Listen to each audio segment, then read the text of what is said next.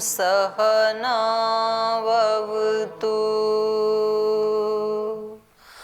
सहनौ भुनक्तु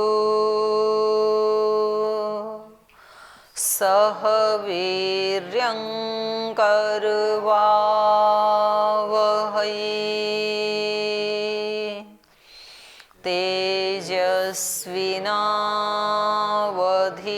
तेजस्विनावधीतमस्तु मा विद्विषावहै।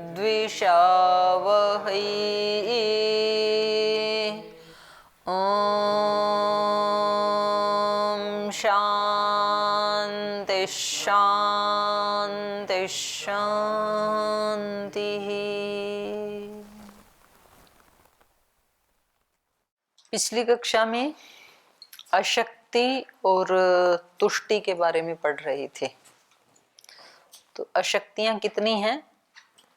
28। अष्टाविंशतिधा अशक्ति ही 14 नंबर सूत्र है ना। तो उसमें सारी इंद्रियों की अशक्तता बताई और फिर आगे बताया कि तुष्टि जो है वो 9 प्रकार की है। 9 प्रकार की तुष्टि, 8 प्रकार की सिद्धि, कितने हो गए? 17, और 11 प्रकार का इंद्रिय वध। तो सारे मिला के क्या कितने हो गए? 28। 17 और 11 28। तो ये 28 प्रकार की अशक्ति कही जाती है। तो इंद्रियों का वध इसमें बता दिया था। अब आगे कह रहे हैं प्रसक्ति तुष्टि सिद्धि एव आह द्वाभ्याम। तो कह रहे हैं इन्हीं में, अशक्तियों में ही तुष्टि और सिद्धि वो भी प्रसक्त हैं। इस प्रस्तुत प्रकरण में वो भी आती हैं। 28 प्रकार की जो हमने अशक्ति बताई उसमें ये तुष्टि और सिद्धि जो 17 ये भी शामिल हैं। प्रसक्ते तुष्टि सिद्धि एव, प्रस्तुत प्रकरण में तुष्टि और सिद्धियां भी द्वाभ्याम 2 प्रकार की हैं। 2 प्रकार की मतलब तुष्टि 2 प्रकार की है, द्वाभ्याम 2 प्रकार की तुष्टि। जो 9 प्रकार की तुष्टि है उसमें से भी 2 प्रकार की हैं ये, एक आध्यात्मिक एक बाह्य। इस प्रकार से तो सूत्र बोलिए, नवधा तुष्टि ही 9 प्रकार की तुष्टि हैं। यथोक्तम जैसे कहा 9 प्रकार की तुष्टि हैं, तो उसमें आध्यात्मिक चतस्रः 4 प्रकार की तो आध्यात्मिक तुष्टि हैं और 5 प्रकार की बाह्य हैं। तो 4 प्रकार की जो आध्यात्मिक हैं उनके नाम बता रहे हैं, प्रकृति, उपादान, काल, भाग्य। भाग्याख्या माने इन नाम से कही जाती हैं, प्रकृति के नाम से, उपादान के नाम से, काल के नाम से, भाग्य के नाम से ये आध्यात्मिक 4 प्रकार की तुष्टि कही जाती हैं। और बाह्य विषय उपरमात् पंच नव तुष्ट्यो अभिहिता, तुष्टय अभिहिता ऐसे होगा ये। तो 5 प्रकार की बाह्य विषयों से उपरम होकर के, और व्यक्ति जब बाह्य विषयों के नजदीक भी नहीं जाता है तो उसको 5 प्रकार की तुष्टि वो गिनाई गई हैं। तो इनका और विस्तार से यहाँ वर्णन कर रहे हैं, इसको सूत्र को थोड़ा विस्तार दे रहे हैं, खोल रहे हैं इसको। पहले जो आध्यात्मिक 4 प्रकार की बताई, प्रकृति, उपादान, काल और भाग्य, उसके बारे में कह रहे हैं अस्य अर्थ है विवेक साक्षात्कारो ही प्रकृति परिणाम भेदः। कह रहे हैं कि जब विवेक का साक्षात्कार हो जाएगा तब प्रकृति परिणाम भेदः, प्रकृति के जो परिणाम हैं अर्थात ये शरीर और आत्मा, तो इनका अलग अलग पता चल जाएगा। जब विवेक साक्षात्कार होगा तो प्रकृति को प्रकृति के रूप में जान लेंगे, पुरुष को पुरुष के रूप में जान लेंगे। तो प्रकृति का जब ज्ञान हो जाएगा तो उस तुष्टि को क्या कह दिया? प्रकृति तुष्टि। और ये कब होगा? जब कभी विवेक ज्ञान होगा। तो विवेक ज्ञान के इंतजार में बैठा है व्यक्ति कि भाई अभी तो शरीर और आत्मा एक ही दिखाई देगा, क्योंकि अभी हमें विवेक ज्ञान थोड़े हुआ है। तो जो हम कर रहे हैं अस्मिता दोष में जो जी रहे हैं तो वो स्वाभाविक ही है। तो जिस दिन विवेक ज्ञान होगा उस दिन प्रकृति को पहचान लेंगे। तो ऐसे कह के संतुष्ट बैठे रहना। तम च सैव करोति इति, और वो विवेक साक्षात्कार कराएगा कौन? तम च, उस विवेक साक्षात्कार को कौन कराएगा? सैव करोति, वो भी प्रकृति से ही होगा, चलते चलते हो जाएगा ऐसे, प्रकृति से ही, प्राकृतिक रूप से ही होगा। तम च सैव करोति इति कृतं ध्यान अभ्यासेन इति केनचित उपदिष्टे तत्र तुष्टि। तो ऐसा करके किसी ने कहा कृतम ध्यान अभ्यासेन इति, किसी ने कहा भाई ध्यान अभ्यास आदि किया करो, विवेक साक्षात्कार चाहिए तो कह रहे हैं कि नहीं, सा एव तम करोति, वो प्रकृति ही करेगी विवेक साक्षात्कार, हमारे ध्यान अभ्यास आदि से कुछ नहीं होगा, ऐसा सोच करके और वो व्यक्ति संतुष्ट बैठा है। तत्र तुष्टि प्रकृताख्या, तो ये जो तुष्टि है व्यक्ति की, ये क्या है? प्रकृति तुष्टि। आध्यात्मिक तुष्टि 4 हैं, उनमें से पहली तुष्टि क्या है? प्रकृति तुष्टि, कि प्रकृति से होगा अपने आप, प्रकृति ऐसे ही चलते चलते एक दिन विवेक साक्षात्कार करवा देगी और फिर हमें चीजें, प्रकृति पुरुष सब अलग अलग दिखाई देने लगेंगे।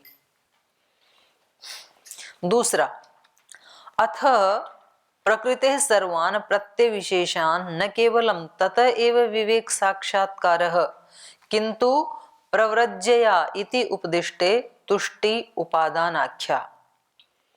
फिर इसके बाद किसी ने कहा, जब ये व्यक्ति कह रहा था कि प्रकृति से ही सब कुछ होगा, बोले नहीं भाई, प्रकृति से सब कुछ नहीं होता है, पहले ब्रह्मचारी बनना पड़ता है, फिर सन्यासी बनना पड़ता है, और सन्यासी बन जाओगे तब विवेक साक्षात्कार होगा।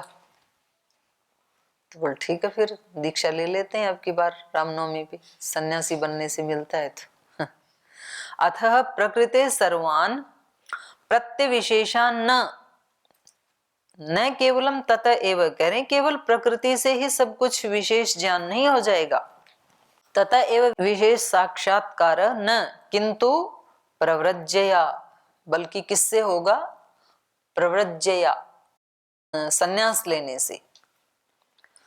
प्रव्रज्यया इति उपदिष्टे, ऐसा किसी ने उपदेश दिया कि भाई केवल प्रकृति से नहीं होगा, इसके लिए संन्यास लो, सन्यासी बनो, तो कहीं आपको विवेक साक्षात्कार होगा। ऐसा उपदेश किए जाने पर किसी व्यक्ति ने संन्यास ले लिया, लाल वस्त्र पहन लिए और यज्ञ हवन जनेऊ आदि सब गंगा में बहा दिए, बोले अब सन्यासी बन गए, अब यज्ञ करना क्यों है हमें, और सन्यास के कपड़े पहन करके संतुष्ट हो गया। तो ऐसी तुष्टि को क्या कहा? उपादान आख्या, उपादान नाम की तुष्टि है ये। किसी ने कहा कि केवल ब्रह्मचारी बनने से ही विवेक का साक्षात्कार हो जाएगा, तो फिर घर बार छोड़ा और आके सफेद वस्त्र पहने और बाल बूल कटवाए, चोटी रखवाई। या किसी ने कहा कि माला धारण करने से या तिलक धारण करने से, माने बाहर के कोई भी चिन्ह धारण करने से तब विवेक साक्षात्कार होगा। तो अपने अपने संप्रदायों में अलग अलग हैं। किसी ने कहा कि गले में क्रॉस लटकाना पड़ेगा, क्रॉस लटका लिया। तो वो सब बाहर के जो उपादान हैं उनको करके जो व्यक्ति संतुष्ट हो जाता है कि बस अब जो करना था कर लिया, अब तो सन्यासी बन गए, तो अब क्या ज्यादा चक्कर में नहीं रहना हमें। तो इस तुष्टि का नाम क्या है? उपादान तुष्टि। पहली प्रकृति तुष्टि, दूसरा उपादान तुष्टि। प्रवृज्यापि काल विशेषाद आदरेण एव विवेकम जनयति अलम उपतप्तया इति उपदिष्टे तुष्टि कालाख्या। अब प्रवृज्या करने के बाद संन्यास तो ले लिया, फिर किसी ने उपदेश दिया काल विशेष आदरेण एवं, काल विशेषात, भाई समय आने पे होगा, सन्यासी बन गए तो ऐसे थोड़ी है कि आपको आज सन्यास लिया और कल ही विवेक हो जाएगा, ऐसे थोड़ी। धीरे धीरे समय आने पे होती हैं चीजें, धीरे धीरे रे मना धीरे सब कुछ होए, माली सींचे 100 घड़े ऋतु आए फल होए। माली एक ही दिन में एक पौधे में 100 घड़े पानी डाल दे तो भी एक ही दिन में फल फूल थोड़े आ जाएंगे। कब आएंगे? ऋतु आने पे आएंगे। कितना अच्छा लगता है। तो हम ऐसे ध्यान करते रहें तो जरूरी थोड़ी आज ध्यान किया तो आज ही समाधि लग जाएगी। कब लगेगी? समय आने पे लगेगी। तो ऐसे सोच करके शांति से बैठे रहना। इसको क्या कहा? काल नाम की तुष्टि। तुष्टि है ये। आज वाला तो आज करके ही उठना है।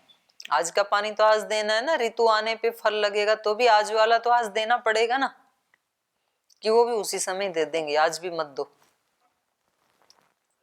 प्रव्रज्यापि कह रहे हैं, प्रव्रजित होने पर भी अर्थात संन्यास आदि लेने पर भी काल विशेषाद आदरेण एव विवेकम जनयति। काल विशेष के द्वारा ही विवेक की उत्पत्ति होती है। इसलिए अलम उत्तप्तया, इसलिए ज्यादा पुरुषार्थ मत करो, ज्यादा तपश्चर्या मत करो, मत अपने आप को तपाओ, ज्यादा उत्तप्त मत हो। समय आने पे ही होगा। तो कठोर पुरुषार्थ ज्यादा मत करो, बचा के रखो अपने शरीर को, ऐसा किसी ने कहा। अलम उत्तप्तया इति उपदिष्टे, ऐसा किसी ने उपदेश दिया और वो व्यक्ति क्या हो गया? संतुष्ट। बोले ठीक है, तो फिर कल से आराम आराम से उठा करेंगे, क्यों ज्यादा पुरुषार्थ करना। इस प्रकार से किसी का सुन करके तुष्ट हो जाना, ये कालाख्या तुष्टि, ये काल नाम की तुष्टि है।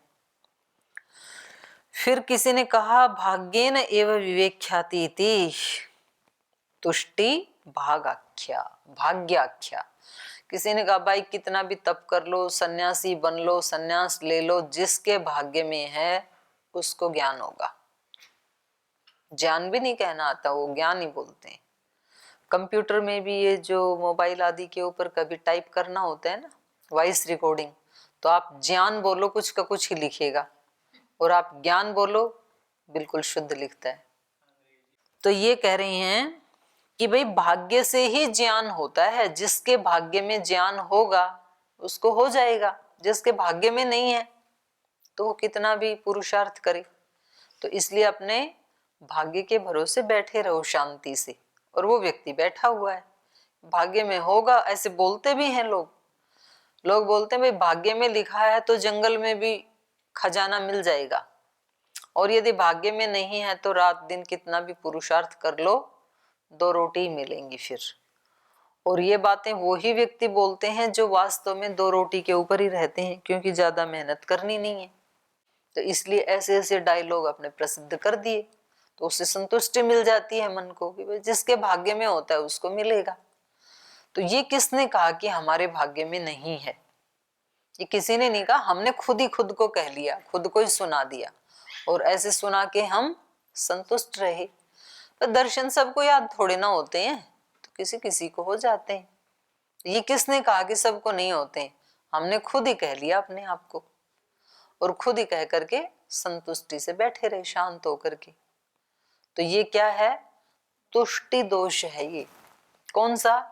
भाग्य नाम की तुष्टि।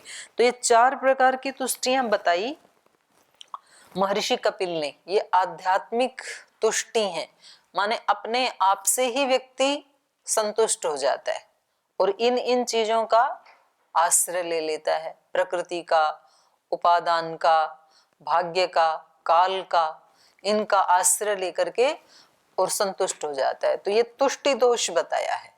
कल महाराज जी ने बताया था कि भाई पूरा पुरुषार्थ करके, आज सुबह भी आचार्य जी बता रहे थे, एक श्लोक बता रहे थे कि भाई इतना पुरुषार्थ करके भी यदि हमें अभिष्ट फल नहीं मिला तो कोअत्र दोष, ऐसे उस श्लोक में आता है कोअत्र दोष है। तो कोअत्र दोष के 2 अर्थ किए। एक अर्थ तो ये है भाई हमें जितनी मेहनत करनी थी हमने कर ली और फिर भी नहीं मिला, तो इसमें हमारा क्या दोष है? जितना मिलना था तो वो तो देने वाले के हाथ में है। हमें जितना पुरुषार्थ करना था वो हमने कर लिया, तो अब नहीं मिला तो कोअत्र दोष है, इसमें हमारा क्या दोष है? और दूसरा उसका अर्थ ये है कि जैसे न्याय दर्शन में एक सूत्र आता है ना, यज्ञ वाला, न कर्म कर्तृ साधन वही गुण्यात, कि भाई यज्ञ से सारी कामनाएं पूर्ण होती हैं, पर यदि उसमें कर्म, कर्ता या साधन, इनमें से कहीं भी त्रुटि है तो फल नहीं मिलेगा। न कर्म कर्तृ साधन वही गुण। तो उन तीनों को चेक करो। तो यहाँ पर को अत्र दोष है, ये जो श्लोक में आया कि इसमें हमने तो जो पुरुषार्थ करना था वो कर लिया, फिर भी फल मिला नहीं, तो को अत्र दोष है। को अत्र दोष है का मतलब है अब इसको चेक करना है कि यहाँ ऐसा क्या दोष रह गया, ऐसी भी क्या मतलब कोई बाधा आ गई कि जिसके कारण मेरे को अभीप्सित फल नहीं मिला। ऐसा व्यक्ति जब खोज करेगा तो उसको कहीं ना कहीं मिलेगा कि कहीं ना कहीं तेरे पुरुषार्थ में कमी रह गई, या तेरी विधि में कोई कमी है, या तेरे नैरंतर्य में कमी है। तो कुछ दिन करता है और फिर बीच में छोड़ देता है, तो तेरी कमी है। तू करता तो निरंतर है लेकिन तेरा वाणी का दोष हो जाता है। तूने वाणी का दोष तो ठीक कर लिया लेकिन तेरे अंदर प्रमाद का दोष है। तो व्यक्ति को कहीं ना कहीं तो कुछ मिलेगा। व्यक्ति को देखना चाहिए कि मेरे को जो मुझे चाहिए था वो अभी मिला नहीं, तो को अत्र दोष है, फॉल्ट कहाँ है। जो ट्यूबवेल है वहां से पाइप जोड़ करके खेत में पानी लाना है और वहां से कुएं में से पानी निकल रहा है, बिजली से मोटर चला दी, पानी आ भी रहा है, पाइप में जा भी, खेत में फिर भी नहीं पहुंचा। तो किसान क्या करेगा, लाइन को चेक करेगा कि जरूर लाइन में कहीं ना कहीं कोई फॉल्ट है, और उसको पता लगा कि बीच में कोई पाइप फटा हुआ था तो सारा पानी वहीं लीकेज हो रहा था, तो फिर उस लीकेज को बंद कर देता है। बंद करते ही पानी खेत में आ जाता है, फिर तो सारी फसल को सींच देता है। तो हमें ये देखना चाहिए कि दोष कहाँ है, कौन सी इंद्रिय में है। जो 11 इंद्रिय हैं उनमें है या बुद्धि में है, इनमें से कहीं ना कहीं मिलेगा। या विधि में होगा या फिर संकल्प में होगा, कहीं ना कहीं तो कोई त्रुटि मिलेगी। तो को अत्र दोष है ये देखना चाहिए, तब इनको तुष्टियों को हम हटा सकते हैं। तो ये 4 प्रकार की तुष्टि आध्यात्मिक बताई इन्होंने।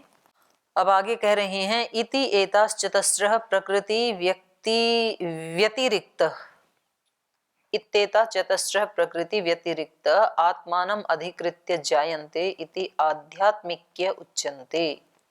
कह रहे हैं ये ऊपर जो 4 प्रकार की तुष्टि बताई, प्रकृति, उपादान, काल और भाग्य नाम की, ये प्रकृति व्यतिरिक्त, प्रकृति से अतिरिक्त आत्मानम अधिकृत्य जायन्ते, अपनी आत्मा को अधिकृत करके ये उत्पन्न होती हैं, इसलिए इनको क्या कह देते हैं, आध्यात्मिक्य उच्यन्ते, आध्यात्मिक तुष्टियां कह देते हैं।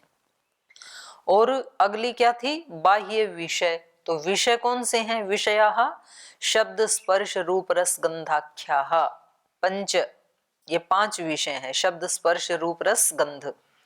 तेषु, उन पांचों में, पंचतेषु, उन पांचों में अर्जन रक्षण क्षय भोग हिंसा दोष दर्शनम ततः उपरमा विरतयोपि पंचते च महद अहंकार आदीनाम आत्मनः आत्मनो अभिमन्यमानस्य वैराग्य सति उत्पद्यन्ते अतः बाह्या उच्यन्ते। इनको बाह्य क्यों कहते हैं इन तुष्टियों को, तो बता रहे हैं। कह रहे हैं ये जो 5 विषय हैं इनमें सबसे पहला दोष क्या है, अर्जन दोष। शब्द स्पर्श रूप रस गंध, इनमें सबसे पहला दोष क्या है कि उसको कमाना पड़ता है तब ये सुख मिलते हैं। शब्द स्पर्श रूप रस गंध के जो आलंबन है उनके लिए पहले पुरुषार्थ करना पड़ता है।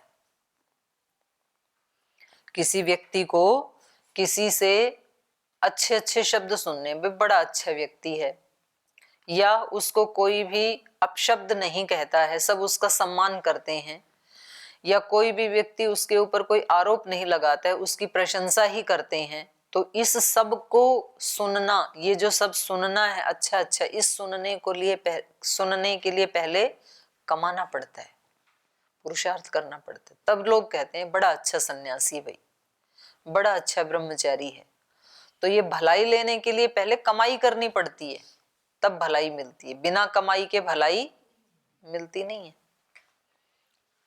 तो इसलिए सबसे पहले क्या करना पड़ता है, अर्जन इन विषयों का। स्पर्श, किसी को बहुत मुलायम गद्दों पे सोना है, बहुत बेहतरीन तरीके का फर्नीचर चाहिए, बहुत अच्छी गाड़ी चाहिए, तो उसको क्या करना पड़ेगा, पहले कमाई करनी पड़ेगी। तो भाई इतना झंझट कौन मोल ले। तो ऐसे सारे विषय, शब्द, स्पर्श, रूप, रस, गंध, ये अच्छे अच्छे किसको मिलेंगे, जो पहले अर्जन करेगा। तो सबसे पहला तो अर्जन का दोष इनमें, इतनी मेहनत करो तब मिलेंगे ये विषय। अर्जन, फिर अर्जन कर लिया तो चलो मेहनत करके ले आए तो रक्षण का दोष, फिर उनको मेंटेन करो। जितना बड़ा मकान उतनी बड़ी मेंटेनेंस, जितनी महंगी गाड़ी उतनी ही उसकी मेंटेनेंस। उसकी एक लाइट भी टूट गई तो उसमें 20-30 हजार रुपए लग जाएंगे, तो फिर उसका रक्षण का दोष। फिर रक्षण भी किया तो क्षय दोष, कालक्रम से चीजें नष्ट भी तो होती हैं, तो नष्ट होती हैं तो फिर उतना ही दुख होगा। कितनी मेहनत से लाई थे, कोई 2, 4, 5 रुपए की चीज टूट जाए तो ज्यादा कष्ट नहीं होगा, पर 5 लाख वाली टूटे तो कष्ट होगा। क्षय दोष। भोग दोष, नहीं टूटी, हम उसका भोग भी कर रहे हैं तो भोग के संस्कार बन रहे हैं फिर, और वो भोग उससे बड़े भोग की डिमांड करते हैं, तो ये भी एक दोष। फिर भोग भी रहे हैं तो हिंसा दोष, हम जो जो सुख लेते हैं तो उसके लिए किसी ना किसी को दुख जरूर उठाना पड़ता है। जिस जिस चीज का भी हम सुख लेते हैं उसके लिए किसी ना किसी को तो हिंसा करनी ही पड़ती है। रोटी खाते हैं, अन्न खाते हैं तो कुछ कीट को तो मारना ही पड़ता है, तो हिंसा होती है। हमारे जितने भी सुख हैं, आप कितना भी चिंतन करना, जो जो भी सुख हम लेते हैं उसमें किसी ना किसी की हिंसा होती है। जैसे मानो कोई व्यक्तियों का पति पत्नी एक दूसरे का सुख लेते हैं तो उन्होंने किसकी हिंसा कर दी, माँ बाप की कर दी। जितना माँ बाप का हिस्सा था उसको कम कर दिया। तो बोल जी करें कि ना करें, करें तो सही लेकिन उसमें देखना तो पड़ेगा ना। तो बोले भाई ये तो हिंसा होती है। जो भी हम इनको पांचों भोगों को, शब्द, स्पर्श, रूप, रस, गंध, ये जो विषय हैं इनका प्रयोग करते हैं, अब मान लो रोटी भी खाते हैं तो क्या होता है, हिंसा होती है बहुत लोगों की। और कभी हम झूठा छोड़ देते हैं तब तो और ज्यादा होती है, क्योंकि जिनके हिस्से का वो अन्न था वो अपनी थाली में डाल दिया आपने, आपको तो उतनी जरूरत थी नहीं, और जितनी जरूरत थी उतना तो आपने खाया, बाकी किसी दूसरे का हिस्से का आपने डस्टबिन में डाल दिया, वो व्यक्ति भूखा रहा, तो हो गया ना दोष। तो ये 5 दोष हैं इन विषयों का भोग करने में, अर्जन, रक्षण, क्षय, भोग, हिंसा। इन दोषों को देख करके दोष दर्शनम तत उपरमा, तो वो व्यक्ति कहता है अपने को इनकी तरफ जाना ही नहीं, ना अर्जन करना, ना रक्षण करना, ना भोग करना, ना क्षय होगा और ना हिंसा होगी, इसलिए इन विषयों के लिए काम करना ही नहीं है। जैसे आप सब भागाए ना, नौकरी क्यों करें, पुरुषार्थ क्यों करें, मेहनत क्यों करें, ये सारे दोष आएंगे। ऐसे देख करके उनको छोड़ दिया, करना ही नहीं। अपने को क्या करना है, बैठ के माला जपनी है। तो इसको तुष्टि दोष कहा है, दोष है ये। करो, खूब मेहनत करो, आप मत भोगो, नहीं भोगना है तो जिनको जरूरत उनको दे दो, खूब धन कमाओ और पूरा दान दे दो, खूब अन्न पैदा करो और फिर आप उपवास कर लेना, आप हवा पे रहो, पर जो भूखे हैं उनको खिलाओ। तो इसको तुष्टि दोष कहा इन्होंने। तथा उपरमा, उनसे उपरत होके, ऐसे बोल के, अर्जन, रक्षण, क्षय, भोग, हिंसा, दोष दर्शनम, इन दोषों को के दर्शन करके, इनको देख करके, तथा उपरमा, उनसे उपरम हो जाना, मेहनत ही नहीं करना, विरतय अपि, और उससे विरत होने पर भी, पंचते महद अहंकार आदि नाम, अहंकार आदीन अनात्मन आत्मन अभिमन्यमानस्य, और ऐसा सोच के जो महतत्व और अहंकार आदि है ना, उन्हीं को ही आत्मा मान लिया कि मैं तो आत्मा की खोज में लगा हूं, और आत्मा की खोज में नहीं, अहंकार को पोषित किए जा रहा है ये व्यक्ति। जो महतत्व अहंकार आदि हैं, बुद्धि आदि, और वो कैसे हैं, अनात्मन, जो आत्मा नहीं है, क्योंकि ये तो अपने आप में ही दोष है, पलायन तो और उस पलायन को ही अपना ज्ञान समझ करके जो महतत्व, अहंकार आदि जो प्रकृति के ही भाग हैं, अनात्म हैं, जो अनात्मनः आत्मना अभिमन्यमानस्य, अनात्मा को ही आत्मा मानने वाला ये जो व्यक्ति है, इसका वैराग्य सती, वैराग्य तो हो गया उन विषयों से, लेकिन ज्ञान नहीं हुआ। तो वैराग्य सती उत्पद्यते अतः बाह्य उच्यते। वैराग्य तो उत्पन्न हो जाता है, लेकिन ज्ञान के बिना मोक्ष नहीं हो पाता है, क्योंकि ये ज्ञान नहीं है, बल्कि ये क्या है, तुष्टि दोष। तो इसलिए इनको बाह्य तुष्टि कहा। ये 5 प्रकार के विषयों में ये दोष देख करके और उनसे पलायन करना, और जो अनात्मा, महतत्व, बुद्धि तत्व या अहंकार आदि हैं, उन्हीं को ही आत्मा मान करके और उसमें संतुष्ट होकर के बैठे रहना। तो ये 5 प्रकार की बाह्य तुष्टि हैं। इमाश्च नव उक्त विपर्यया। तो ये जो 9 है, ये क्या है, विपर्यया। विपर्य मतलब अज्ञान। विपर्ययो मिथ्या ज्ञानम अतद्रूप प्रतिष्ठम। विपर्य क्या होता है, मिथ्या ज्ञान। ये मिथ्या ज्ञान है। तो जो इस तरह क्या अपने आप को संतुष्ट करके बैठे हैं ना, और अपने आप को ज्ञानी समझ रहे हैं कि हमें सबसे ज्यादा समझदार हैं, तो कपिल ऋषि उनको कह रहे हैं कि इमाश्च नव उक्त विपर्ययाः। ये 9 प्रकार का क्या है, विपर्य है, ये मिथ्या ज्ञान है, ये ठीक ज्ञान नहीं है ये। तो कह रहे हैं, अब इसको गिना रहे हैं कि ये जो पूरा 50 का जो था ना प्रत्यय सर्ग, तो उसमें पंच विपर्यया उक्त, 5 तो विपर्य बता दिए थे। 5 विपर्य कौन से बताए थे, अंध मिश्र, अंधता मिश्र आदि बताए थे ना। तो 5 तो वो हो गए विपर्य। और अशक्ति 28, 28 और 5 33। और अशक्ति सह द्विचत्वारिंशत् सिद्धि परिपंथित्वात् हेयाः। 5 विपर्यय, 28 अशक्तियां, 33 और ये तुष्टि और सिद्धि। तुष्टि कितनी हो गई, 9, 33 और 9 42। सिद्धि तो अब आगे बताएंगे। तो यहां तक के ये 42 बता दिए। सह द्विचत्वारिंशत् सिद्धि परिपंथित्वात् हेयाः। सिद्धि के में परिपंथी, उससे विपरीत, सिद्धि से विपरीत, पंथ से उल्टा, परिपंथ। ये सिद्धि से विपरीत होने के कारण ये तो हे हैं। सिद्धि तो कम से कम हे नहीं है, क्योंकि वो लोक में तो सिद्धि मानी जाती है, लेकिन आत्मज्ञान में वो बाधा मानी जाती है। पर ये जो 42 जो है, ये तो सर्वथा हे हैं। 5 प्रकार का अज्ञान हे है, 28 प्रकार की अशक्ति भी हे है, तो ये तुष्टि भी हे है। तो ये जो इतने जो 42 हैं प्रत्यय सर्ग के पार्ट, ये तो क्या है, परिपंथित्वात् हेयाः, सिद्धि परिपंथित्वात् हेयाः। सिद्धि के भी विरोधी हैं, ये सिद्धि भी नहीं मिलेगी ऐसे आलसियों को, तुष्टि दोष आदि में रहने वालों को, अज्ञान में रहने वालों को कोई सिद्धि भी प्राप्त नहीं होगी। इसलिए सिद्धि परिपंथित्वात् हेया, सिद्धि के भी विरोधी होने से ये तो सर्वथा हे हैं। अज्ञान को कभी आश्रय नहीं बनाना, और अशक्तियों को कभी आश्रय नहीं बनाना, और तुष्टियों को कभी भी आश्रय नहीं बनाना। तो ये शेष फिर कल 16 का सिद्धि वाला कल पढ़ेंगे। आज यहीं विराम लेते हैं। ओम